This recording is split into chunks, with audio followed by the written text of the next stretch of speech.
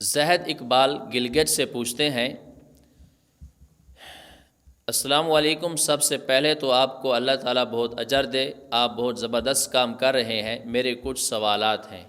Number 1، اگر رات کو جاگنے پر ایسا محسوس ہو کہ احتلام ہوا ہے لیکن کوئی نشان نظر نہ آئے تو کیا کرنا چاہیے؟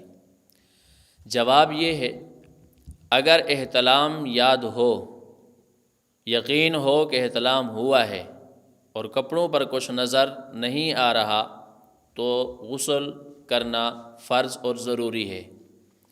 نمبر 2، اگر احتلام یاد نہ ہو لیکن جب بیدار ہوئے تو کپڑوں پر منی لگی ہوئی ہے تو ایسی حالت میں بھی غسل کرنا فرض اور ضروری ہے۔